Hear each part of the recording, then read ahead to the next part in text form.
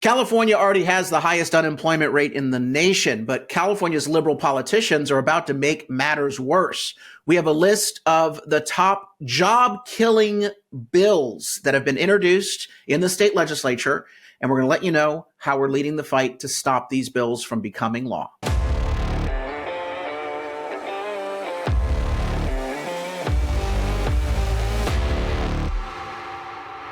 I'm Carl DeMaio, chairman of Reform California, and liberal politicians in this state have literally ruined our economy, increasing the cost of operating, the cost of living, regulating jobs out of existence, even disparaging business creators, business owners and job creators in so many ways. And so we see jobs fleeing the state at a record pace.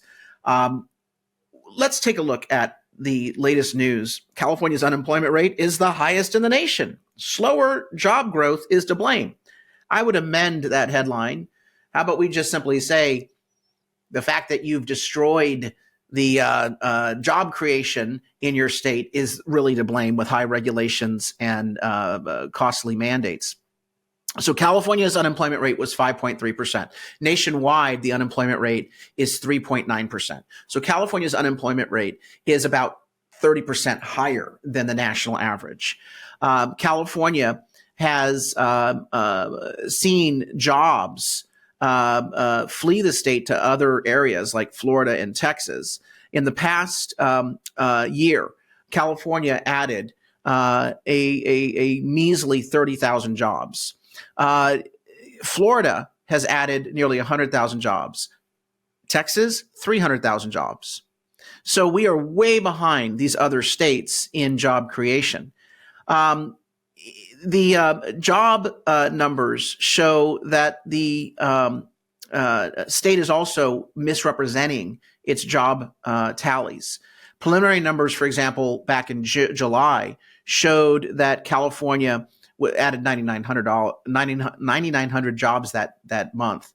But when the actual numbers were published and verified, it showed a net loss of 41,400 jobs that month. So whenever job numbers come out of Sacramento, I take them with a grain of salt, because these politicians are liars.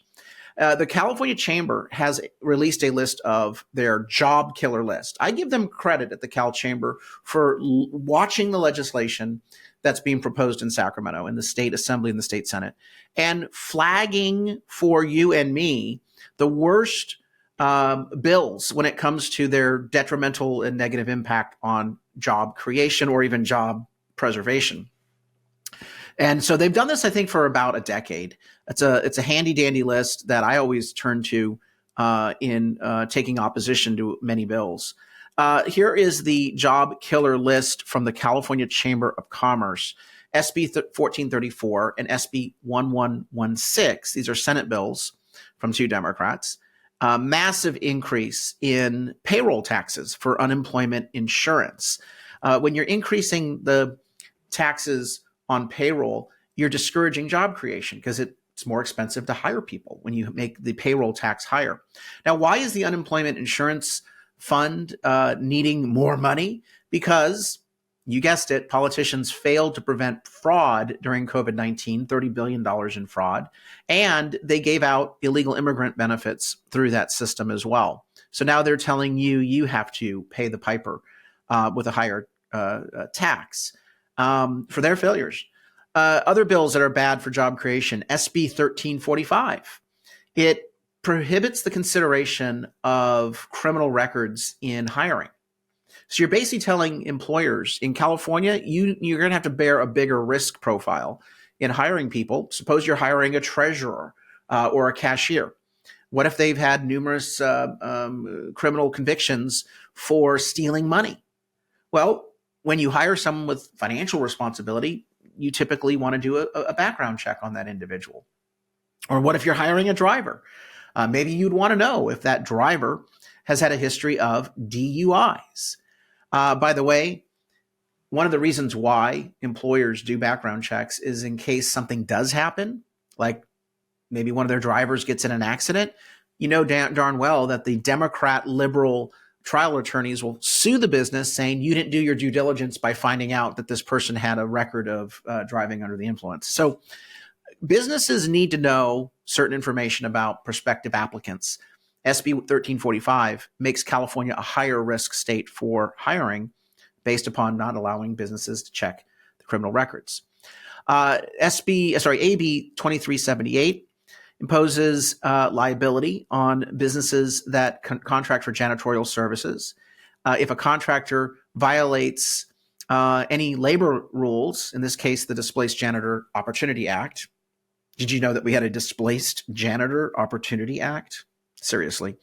That the business hiring that janitorial company would then be open to the lawsuits. Again, nowhere else in the country is a business responsible for what their vendor does in their own internal policies, except for now, apparently, if this bill passes in California.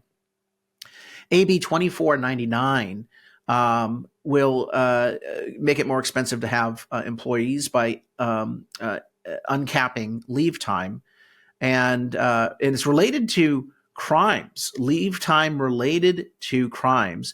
It lowers the applicability to employers for just 5 employees. So typically this leave extension statute that the state already has on its books, which is already a job killer, would have only applied to medium and large businesses. Now they're going to really go after small businesses.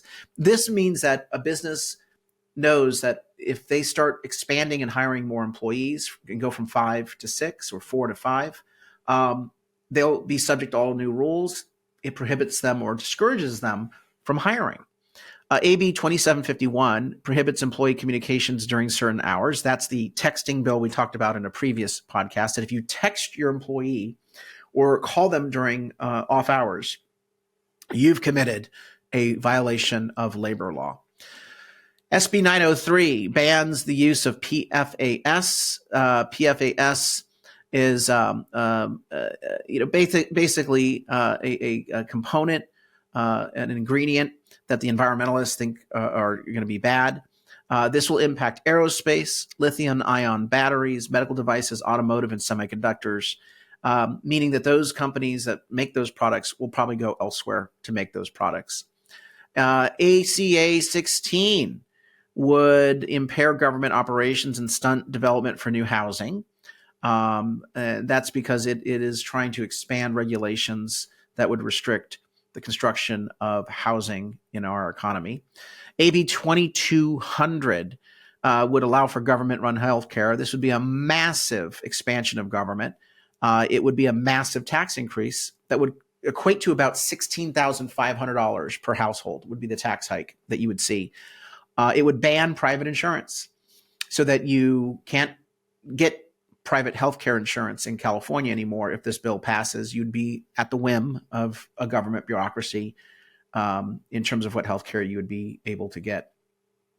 Now, all of this has led to the loss of jobs in our state. I want to point this one out real quick. California-based 99-cents only stores is closing down, citing COVID, inflation, and product theft. These regulatory bills, these bad regulatory bills, are not the only job killers in California.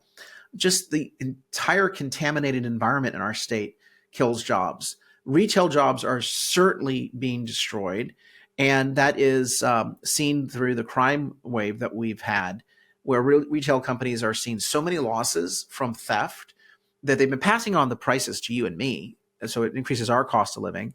But they're also just deciding they can't pass those things on and still stay afloat, so maybe they should just shut down. So the 99-cent stores announced recently that it's shutting all of its 371 outlets. It's been around for 42 years, and it was offering cheap bargain basement merchandise.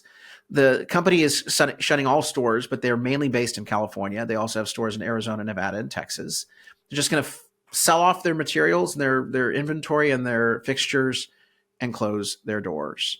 You would know that the Biden inflation would make something impossible to sell at 99 cents, right? Maybe a stick of gum would be 99 cents at this point. So yes, the Biden inflation is one part of the problem here, but the thefts really were cited by the CEO, Mike Simonik, and said that we've been struggling since COVID, but inflation and the theft of the stores in the stores have been a major detriment to their ability to stay open. At Reform California, we're fighting to block these job killer bills and to try to elect better leaders at the state and local level to make thoughtful decisions, pass thoughtful rules and laws to stimulate the economy, to create jobs, to keep jobs here. We can't do that without your help. So please chip in a contribution at reformcalifornia.org, reformcalifornia.org. Help us continue to bring these stories to you and so many other voters so we can open their eyes and hopefully change voter behavior in our state. That's at reformcalifornia.org. If you're not already on our mailing list, our email list, please sign up at the bottom of that website. We will keep you informed on campaigns that we're running, including our campaigns to protect Prop 13 and block unfair tax hikes, which are, again, contributing to job losses. If we make California's taxes higher, the cost of operating and cost of living skyrockets even higher and higher. So those are our top priorities in this election. Better leaders, electing them with our voter guide, stopping the tax hikes as well. Until next time, Carl DeMaio, Chairman of Reform California. Help us break through the censorship of the liberal media. Like this video, subscribe to this channel, and smash that notification button so you can stay up to date on all the developments in California news and politics. Also, please visit the website, reformcalifornia.org, for ongoing news coverage and to join one of our campaigns in the fight to take back our state. If you can, please sign up as a volunteer or chip in a contribution. This episode of Reform California with Carl DeMaio, paid for by Carl DeMaio for State Assembly 2024.